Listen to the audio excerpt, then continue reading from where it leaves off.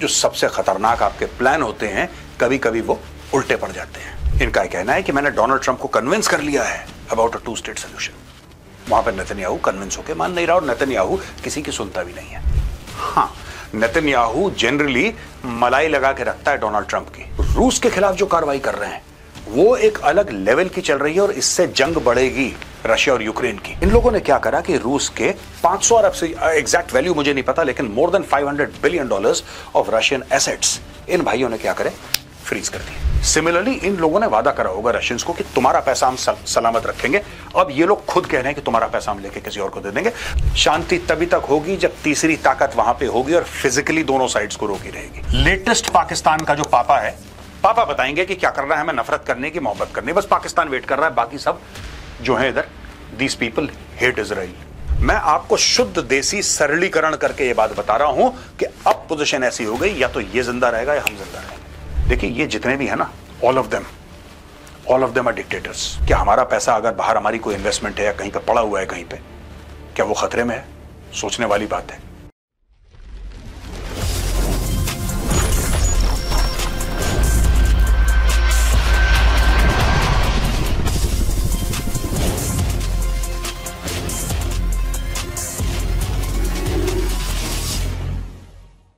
जय हिंद दोस्तों, मैं हूं मेजर गौरवारी और आप देख रहे हैं द चाणक्य डायलॉग्स। जियोपॉलिटिक्स में बड़े बड़े गेम होते हैं, जैसे कि शतरंज के 2 खिलाड़ी बैठे हैं, कोई ये प्यादा चल रहा है, कोई वहां से वजीर चल रहा है। लेकिन कहते हैं ना कि द बेस्ट लेड प्लान्स, जो सबसे खतरनाक आपके प्लान होते हैं कभी कभी वो उल्टे पड़ जाते हैं। यहां पे देखिए डोनाल्ड ट्रंप बैठा है, ये मुस्लिम देश के जितने भी हेड्स हैं वो लोग बैठे हैं, उनके रिप्रेजेंटेटिव्स बैठे हुए हैं, और यहां पे तुर्की के अर्दोगान उनके साथ बैठे हैं। इनका कहना है कि मैंने डोनाल्ड ट्रंप को कन्विंस कर लिया है अबाउट अ 2 स्टेट सोल्यूशन। वहां पर नेतन्याहू कन्विंस होकर मान नहीं रहा और नेतन्याहू किसी की सुनता भी नहीं है। हाँ, नेतन्याहू जनरली मलाई लगा के रखता है डोनाल्ड ट्रंप की। अगर किसी को यह गलतफहमी है कि अमेरिका के दबाव में आकर नेतन्याहू कुछ कर देगा, तो मुझे लगता है कि यह गलत है। ऐसा नहीं है दोस्तों। और यहां पे रूस के खिलाफ जो कार्रवाई कर रहे हैं वो एक अलग लेवल की चल रही है और इससे जंग बढ़ेगी रशिया और यूक्रेन की। ये देखिए क्या कर रहे हैं रूस के साथ। फिर हम आते हैं मुस्लिम देश क्या कर रहे हैं, ट्रंप से बातचीत कर रहे हैं, और उसके पहले इन्होंने रूस के जेब काटने का प्लान बना लिया। दोस्तों जब हम ब्रसल्स की बात करते हैं ना, ब्रसल्स एक्चुअली ईयू का हेडक्वार्टर्स ब्रसल्स में है, therefore we talk about Brussels. तो Brussels pitches 140 billion euros loan for Ukraine using Russia's frozen assets. अच्छा, रशिया के लड़ाई से पहले देखिए हर एक देश ना अपने एसेट्स कहीं ना कहीं रखता है दुनिया में, इन्वेस्ट करके या कहीं और।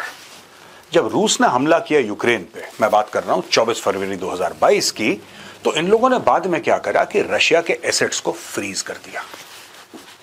रशिया के एसेट्स को फ्रीज कर दिया।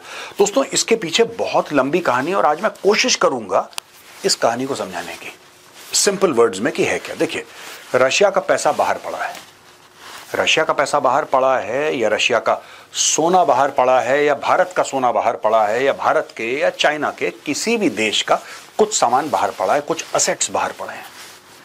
इन लोगों ने क्या करा कि रूस के 500 अरब से एग्जैक्ट वैल्यू मुझे नहीं पता, लेकिन more than $500 billion of Russian assets in भाइयों ने क्या करे, फ्रीज कर दिए। इन्होंने बोला नहीं, आपने यूक्रेन के ऊपर हमला करा, गलत करा, अब हम आपके पैसे आपको नहीं देंगे। ठीक है, हम आपके पैसे आपको नहीं देंगे, हम रोक लेंगे। अच्छा, रोक भी कैसे लेंगे, क्योंकि स्विफ्ट सिस्टम से रशिया बाहर हो गया, उसको ब्लॉक कर दिया, अमेरिका कंट्रोल करता है, ब्ला ब्ला ब्ला, बहुत लंबी चौड़ी कहानी है। ये करना क्या चाहते हैं और इसके रिपरकशंस क्या होंगे, ये मैं आपको बताता हूं। Brussels believes it can issue a 140 billion euro loan to Ukraine using Russia's frozen assets without engaging in outright confiscation. The European Commission has pitched a novel plan to leverage the frozen assets of the Russian Central Bank and issue an extraordinary 140 billion to Ukraine, which the country would repay only after Moscow covers the cost of the destruction.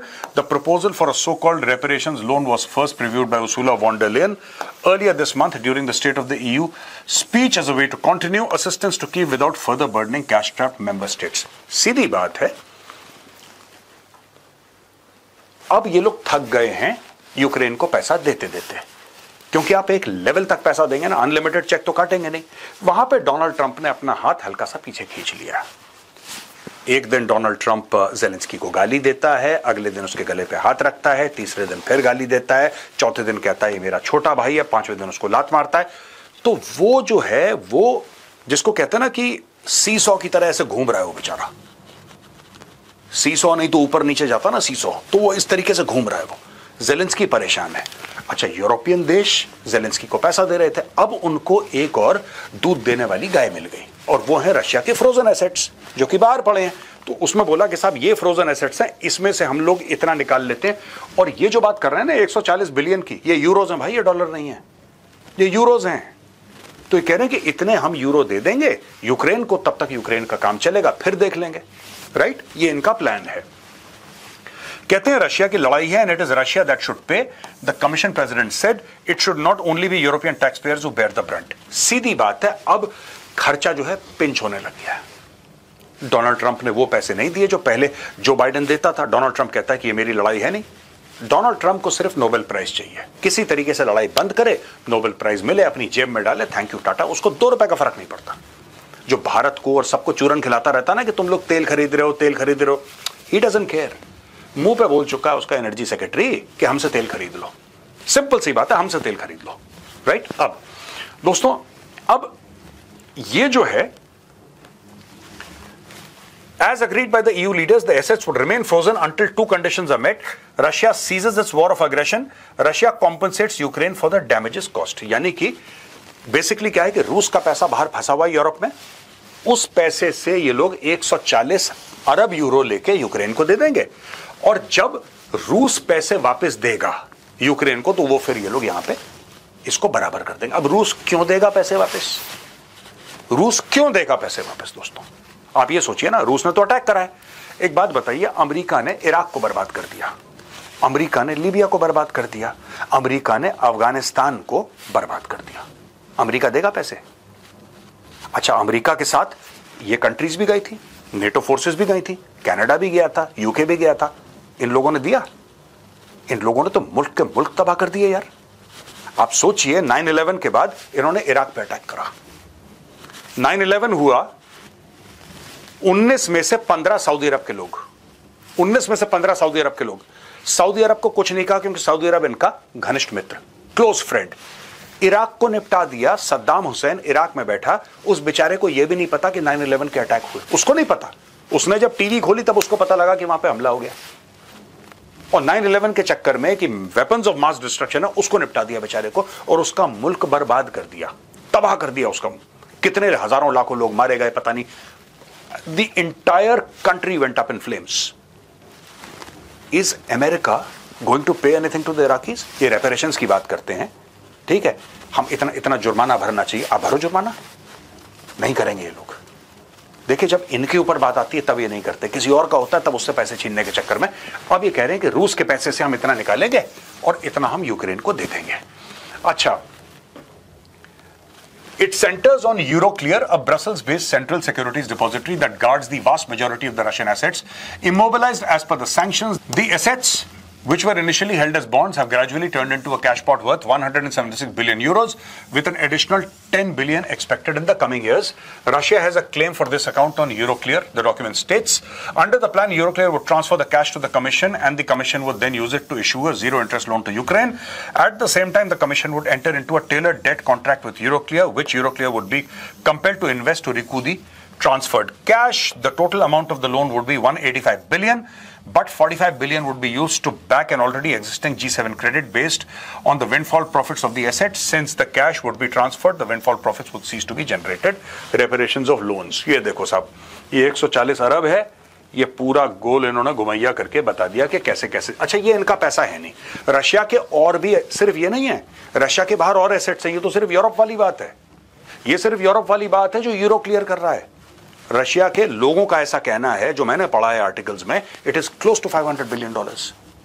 ये खुद अपने आप में दोस्तों, this is more than $200 billion. अगर आप इसको देखें, 176 बिलियन यूरोज जो है, that is more than $200 billion American dollars. ये तो एक जगह है।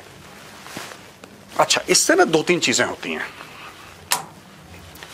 आप कभी नोट देखेंगे ना, कोई भी नोट, आप भारत का ही नोट देख लीजिए, जो डिनोमिनेशन है, करेंसी है, उसमें लिखा है, I promise to pay the bearer the sum of 500 rupees.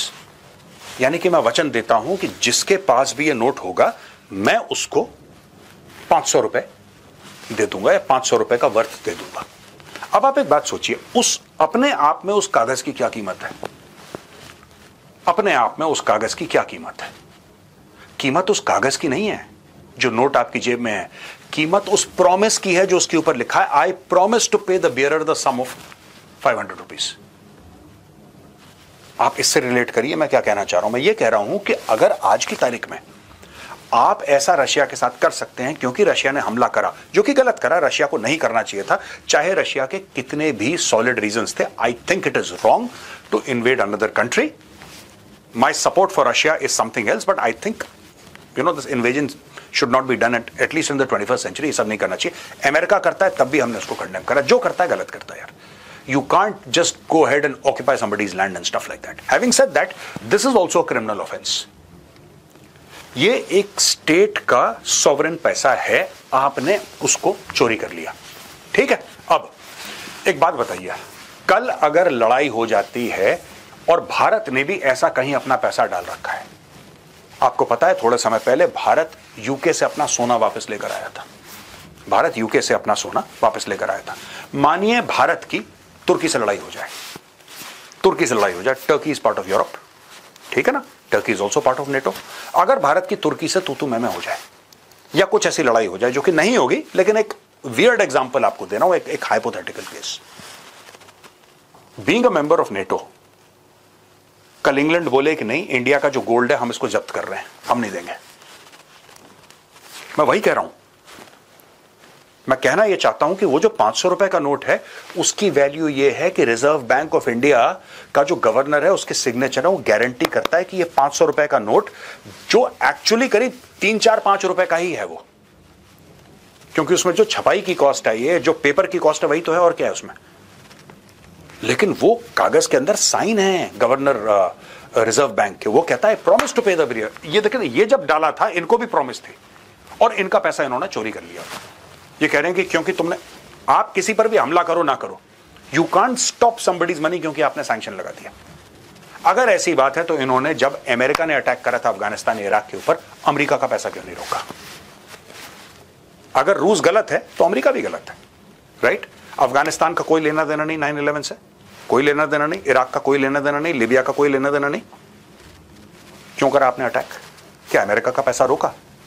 वही दोस्तों मैं बार बार कहता हूं, दो बात है इसमें। पहली बात, जिसकी लाठी उसकी भैंस, ये क्लियर कर लीजिए। दूसरी चीज, सबसे बड़ी बात, आई promise to pay the bearer. वो जो वादा है ना, वो वादे की वैल्यू है, वो कागज के टुकड़े की वैल्यू नहीं है। वो जो वादा है रिजर्व बैंक ऑफ इंडिया के गवर्नर का, सिमिलरली इन लोगों ने वादा करा होगा रशियंस को कि तुम्हारा पैसा हम सलामत रखेंगे। अब ये लोग खुद कह रहे हैं कि तुम्हारा पैसा हम लेके किसी और को दे देंगे। रशिया ने अटैक करा यूक्रेन पे, सही करा गलत करा बात की बात है, लेकिन आई promise to pay the bearer. एक बार वो वादा खिलाफी हो गई तो अब देखो ना इससे क्या होगा। आपने रशिया का पैसा ले लिया, या आपका लेने का प्लान है। अब चाइना भी देख रहा है, इंडिया भी देख रहा है। चाइना कहता है यार हमने भी तो इन्वेस्ट करा है, कल अगर हमारा पैसा रोक ले तो, होता ही है ना, हमारा पैसा रोक ले। इंडिया सोचेगा यार कल कुछ तू मैं हो गई अमेरिका के साथ और डोनाल्ड ट्रंप ने इनको बोल दिया कि जरा इंडिया का पैसा है रोक लेना। मैं ये नहीं कह रहा इंडिया का पैसा यहां पे है, लेकिन मैं एक बात बता रहा हूं आपको कॉन्सेप्चुअली, हाइपोथेटिकली। रोक लिया, कैन यू ट्रस्ट? आप भरोसा कर सकते हो क्या? ये भरोसा तोड़ने वाली बात है, और बात पैसे की नहीं है, पैसा फिर बन जाएगा। ये भरोसा तोड़ने वाली बात है दोस्तों। अब दोस्तों, Turkey's Erdogan says reached understanding with Trump on Gaza ceasefire after White House talks, two-state solution. Turkish President Tayyip Erdogan said he reached an understanding with his US counterpart Donald Trump on how to achieve a ceasefire and lasting peace in Gaza and Palestine after talks at the White House on Thursday. Our meeting was very important in terms of putting forth the will to end the massacres in Gaza, Mr. Trump stated during the meeting the need to end the fighting in Gaza and reach lasting peace. News agency Reuters quoted Erdogan saying to reporters on Friday, "We explained how a ceasefire can be achieved in Gaza and the whole of Palestine and lasting peace afterwards. An understanding was reached there. We said that the two-state solution was the formula for lasting peace in the region, that the current situation cannot continue. We are leaving Washington happy and it's certainly impossible to resolve every issue in a single meeting. However, this meeting has led to meaningful progress on many issues. अच्छा, ये दोस्तों, ये मैं कई बार इस पे बात कर चुका हूं, तो मैं ज्यादा वक्त नहीं लूंगा, लेकिन कहीं ना कहीं इन लोगों का ये मानना है, दुनिया भर का मानना है, और भारत भी यही कह रहा है, बाय द वे, जो तुर्की कह रहा है भारत भी वही कह रहा है कि अगर टू स्टेट सोल्यूशन हो जाए, अगर टू स्टेट सोल्यूशन हो जाए, यानी कि इजराइल एक देश, फिलिस्तीन एक देश, और एरिया कार्व अप हो जाए, तो पीस हो जाएगा, शांति हो जाएगी, परमानेंट शांति। दोस्तों, आज मैं आपको गारंटी दे रहा हूं, ऐसा कुछ नहीं होने वाला। शांति तभी तक होगी जब तीसरी ताकत वहां पे होगी और फिजिकली दोनों साइड्स को रोकी रहेगी। जैसे जब लोग लड़ाई करते हैं ना, तो बीच में एक मोटा तगड़ा पहलवान आता है, एक को इधर पकड़ रहा, जब तक वो पहलवान इनको पकड़ रखा है तब तक शांति है। जब पहलवान हट जाएगा, फिर से। मैं आपको बताता हूं इशू क्या है, मैं आपको बताता हूं। देखिए, ईरान वहीं पे है जहां पे है, आप इसमें ईरान को इन्वॉल्व नहीं कर रहे। Without the involvement of Iran, ये हमास है क्या? ये कौन सी चिड़िया का नाम है यार, हमास? कोई ये मुझे समझाए। ये कुछ नहीं है, this is a proxy for Iran. Hezbollah क्या है? ये कौन सी चिड़िया का नाम है? It's a proxy for Iran. देखिए, एक बात समझिए, ये लोग, आपने टू स्टेट सोल्यूशन कर दिया, मैं कह रहा हूं चलो done. Hypothetically let us assume that state of Israel, state of Palestine, two countries, border, फिर क्या होगा? मैं आपको बताता हूं। बात यह है कि the Arab world, I am not talking about the heads of state, I am talking about the common people, the common people in the Arab world and largely the Muslim world do not recognize Israel's right to exist. The problem lies therein. They do not recognize Israel's. If tomorrow Israel were told that we are guaranteeing permanent peace, we'll have a two-state solution and we hereby guarantee. यही तो Indonesia के राष्ट्रपति ने बोला था। क्या बोला था उसने 2-3 दिन पहले? कि भाई देखो, ऐसा है, साफ सीधी बात है, You have to guarantee, अगर आप चाहते हो टू स्टेट सोल्यूशन ना, you have to guarantee Israel's right to exist and you have to guarantee the security of Israel. आप इजराइल को आप कुछ मत बोलो, इजराइल आपको कुछ नहीं बोलेगा। ये नेतन्याहू क्यों भड़का हुआ है गाजा पे? ठीक है, ये क्यों जा रहा है, ये क्यों कह रहा है कि गाजा को अपनी लपेट में ले लो? क्योंकि इसको पता है कि जब मैं गाजा को और वेस्ट बैंक को अपनी पूरी लपेट में ले लूंगा और मैं इजराइल का हिस्सा बना दूंगा, फिर यहां से कम हमारे ऊपर तो अटैक नहीं होगा। आप समझ रहे हैं बात? आप उसका कॉन्सेप्ट समझिए, क्योंकि यही लोग पावर में थे जब इजराइल वहां से हट गया था पूरी तरीके से। 2005 की बात कर रहा हूं, जब इजराइल ने पूरा का पूरा गाजा पट्टी से अपने लोगों को हटाया, यहां पे ले आया, $2 अरब खर्च करके सबको मूव करा और बोला कि ठीक है, ये फिलिस्तीनियों का इलाका। ये हो चुका है, ये टू स्टेट की बात कर रहे हैं जो ये लोग यार, ये हो चुका है भैया पहले, और ये फेल हो चुका है क्योंकि फिर हमास ने इनके ऊपर हमला कर दिया। अगर आप ये गारंटी करते हैं कि इजराइल के ऊपर अटैक नहीं होगा, and there is a multinational force there present on ground that guarantees Israel के ऊपर अटैक नहीं होगा, then you can have peace as long as that multinational force is there. जिस दिन वो फोर्स हटी, दुर्घटना घटी। मैं आपको बता रहा हूं, क्योंकि जिस तरीके का जहर सराउंडिंग इलाकों में फैल चुका है, स्ट्रीट पे कई लोग ऐसे हैं who consider it their religious duty to attack Israel. मैं आपको बता रहा हूं, अरब वर्ल्ड में बहुत ज्यादा जहर है इजराइल के खिलाफ, और उसका यह कारण नहीं है कि इजराइल ने हमला कर दिया है, हमला वहां से पहले हुआ है। सिर्फ इसलिए the only crime of Israel is that it's a Jewish state. That is the only crime, and that is why the Jews must be punished according to many in the Arab street. I'm not blaming all Arabs. I'm not saying everybody is alike. No. But yes, the vast majority think that because they are Jews, we need to fight with them. आप पाकिस्तान में जाके पूछ लीजिए, पाकिस्तान का अरब state से कोई लेना देना नहीं है। आप पाकिस्तानियों से पूछ लीजिए, छोड़ दीजिए। अच्छा, पाकिस्तानी कहते हैं कि we have not recognised the state of Israel क्योंकि इजराइल ने ऑक्यूपाई करा। ये पूरा ऑक्यूपेशन वाला मामला तो बहुत बाद में आया, 1967 के। पाकिस्तान ने तो डे 1 से रिकॉग्नाइज नहीं करा। 48 में अगर बना पाकिस्तान, 47 में या 48 में, तुम 50 में कर लेते, 52 में कर लेते, 60 में कर लेते, 65 में कर लेते। तुमने नहीं करा। तुमने इसलिए नहीं करा क्योंकि तुम जानते हो, जिस दिन किसी भी पाकिस्तानी प्राइम मिनिस्टर ने यह बात करी कि हम इजराइल को रिकॉग्नाइज करेंगे एज अ स्टेट, पाकिस्तानी आवाम उठ के उसका घर फूंक देगी। सेम डे, दोपहर को रिकॉग्नाइज करो, शाम तक उसका खत्म मामला, सरकार गिर जाएगी उसकी। यह बात सच है। यहां पे दोस्तों लगा हुआ है डोनाल्ड ट्रंप, ये एक चूरन बेचने के लिए, और द प्रिंट का आर्टिकल है Trump selling a new Gaza peace plan to the Islamic world that has no takers on the ground. US President Donald Trump held a meeting with leaders of Qatar, Jordan, Turkey, Pakistan, Indonesia, Egypt, the United Arab Emirates, and Saudi Arabia on the sidelines of the United Nations General Assembly in New York, where he rolled out a 21-point roadmap for peace in Gaza, a perennial flashpoint in the Middle East. Ground realities.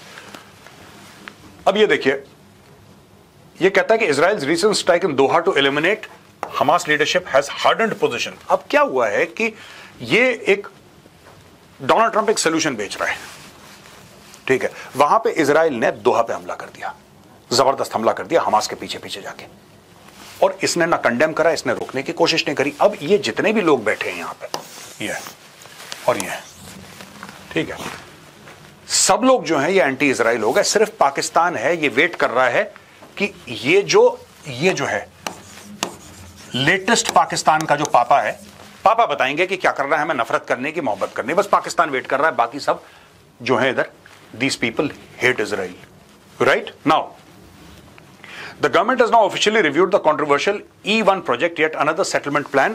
The E1 corridor spans about 12 square kilometers east of East Jerusalem and west of Male Adumim in the West Bank. It envisions 3,412 housing units capable of accommodating 12 to 15,000 residents. The land falls inside the jurisdiction boundaries of Male Adumim, and any construction there would become part of the existing settlement city. East Jerusalem was, अब ये देखिए ना, बात Abraham accords and Trump's dilemma, ये सब ये कोशिश कर रहा है कि हम ये कर लेते हैं, ये कर लेते हैं, ऐसा कर लेते हैं, सेटलमेंट बना लेंगे 12 स्क्वायर किलोमीटर में, 12 से लेकर 15,000 लोग उसमें बस जाएंगे, फिर हम, ये कुछ नहीं होने वाला यार। You know why it has no takers. मैं आपको बताता हूं, पोजीशन इतनी ज्यादा हार्डन हो गई है अरब वर्ल्ड में, और इवन इन इजराइल इतनी ज्यादा हो गई है, अब इस पे लोग आ गए हैं कि या तो ये रहेगा या हम रहेंगे।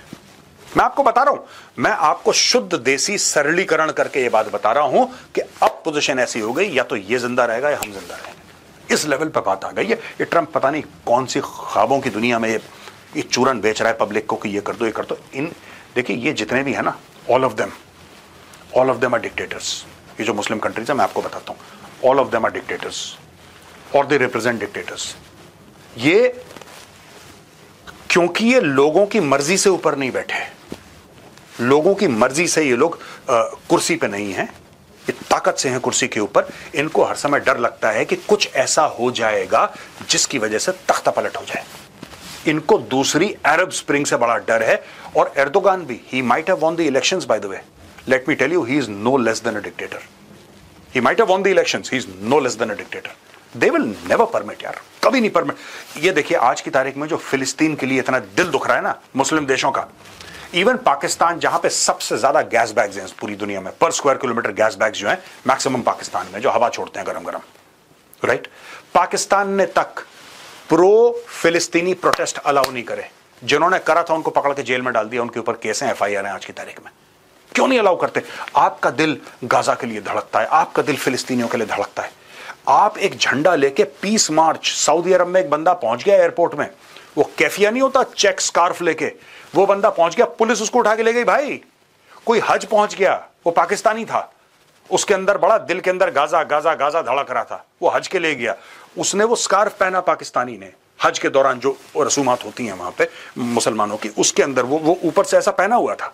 ही was wearing that scarf, that keffiyeh, वो सफेद सी एक पूरी ड्रेस होती है फुल बॉडी की, उसके ऊपर से वो कैफिया जो भी बोलते हैं उसको, वो डाला हुआ था। सऊदी पुलिस ने देखा, पकड़ के उसको कोपचे में ले गए। कह रहे हैं क्या तुम पॉलिटिकल स्टेटमेंट्स दे रहे हो, यहाँ पे हज करने आए हो कि पॉलिटिक्स करने आए हो? इतना अलाउ नहीं करते, और ये लोग लड़ेंगे फिलिस्तीनियों के लिए। भैया बहुत बड़ा गेम चल रहा है, ठीक है ना, बहुत बड़ा गेम चल रहा है, और कई लोगों की सियासत इसी पे चल रही है। कल अगर वहां पे शांति हो गई फिलिस्तीनियों और यहूदियों के बीच में, इन लोगों की नौकरियां चली जाएंगी, ये मैं आपको गारंटी से बता रहा हूं। तो दोस्तों, ये था आज का वीडियो, राइट। लेकिन सबसे इंपॉर्टेंट बात, रूस का पैसा बाहर इन्होंने रोक लिया। रोक तो पहले लिया था, लेकिन अब उसको पैसे को बांटने की बात चल रही है। क्या भारत का पैसा बाहर है? क्या चीन का पैसा बाहर है? ब्राजील का पैसा बाहर है? क्या हमारा पैसा अगर बाहर हमारी कोई इन्वेस्टमेंट है या कहीं पे पड़ा हुआ है कहीं पे, क्या वो खतरे में है? सोचने वाली बात है। जरा बताइएगा कमेंट्स में आपको क्या लगता है। जय हिंद, वंदे मातरम, भारत माता की जय।